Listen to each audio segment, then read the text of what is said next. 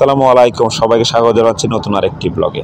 দেখুন বন্ধুরা, আজ আমি আবুধাবি থেকে যাব হচ্ছে সৌদি বর্ডারের দিকে। তো আমি এখন বর্তমানে যে জায়গায় আছে সেটা হচ্ছে লিওয়া।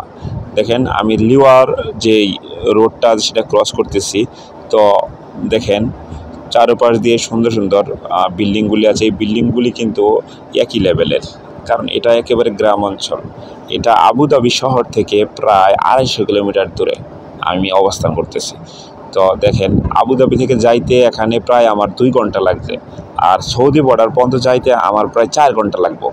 তো আবুধাবি থেকে 4 ঘন্টা যাওয়া আবার আসা কিন্তু অনেক কষ্টকর, অনেক কষ্টদায়ক।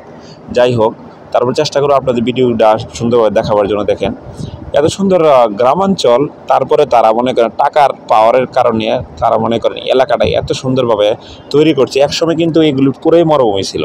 এখন রাস্তার পাশে দেখুন তারা কিভাবে গাছপালা লাগিয়ে একেবারে সুন্দর বানিয়ে ফেলেছে। আর কত দারুণ দারুণ বিল্ডিং, ব্যাংক সব কিছুই তারা এত দূরে দূরে পর্যন্ত তারা সব কিছু করে নিয়েছে আর কি। কারণ টাকা আছে, কোনো সমস্যা নেই, দুর্নীতি নাই। তারপরে বাংলাদেশের মতন সেরকম মনে করেন চুরি বাটপারি খুবই কম।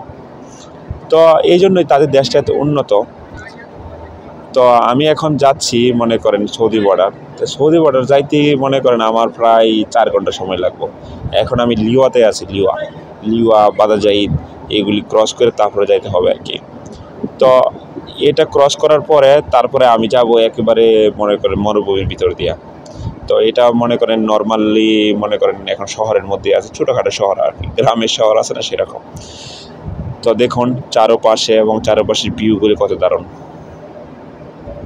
এই যে এই গাছগুলি একটা জঙ্গলা গাছের মতন। আর এই গাছের যে পাতাগুলি আছে না, এই গাছের পাতাগুলি এই দেশের ছাগল উঠে যেভাবে খায় আমি দেখছি। এই দেশের ছাগলে ভেড়াই এগুলো প্রচুর পছন্দ করে এই গাছের পাতাগুলি। কিন্তু এই গাছের পাতার মধ্যে কিন্তু অনেক ধরনের কাঁটা আছে, তারপরে তারা কীভাবে খায় জানে না। এটা নাকি এই গাছটা নাকি এই দেশের জন্য জাতীয় গাছ, বুঝছেন?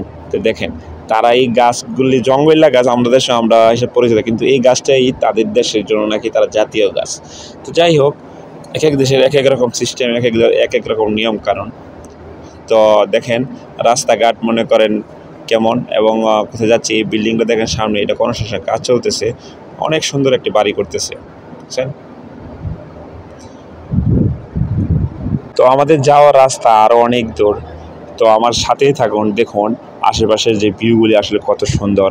এবং দুবাই এবং আবুধাবি তো দেখছেন আপনারা, কিন্তু এগুলি হচ্ছে আবুধাবির একটা গ্রামাঞ্চল আর কি। আবুধাবি থেকে অনেক দূরে, 300 কিলোমিটার 250 কিলোমিটার দূরে আর কি। আর সৌদি বর্ডার কিন্তু 400 কিলোমিটার দূর।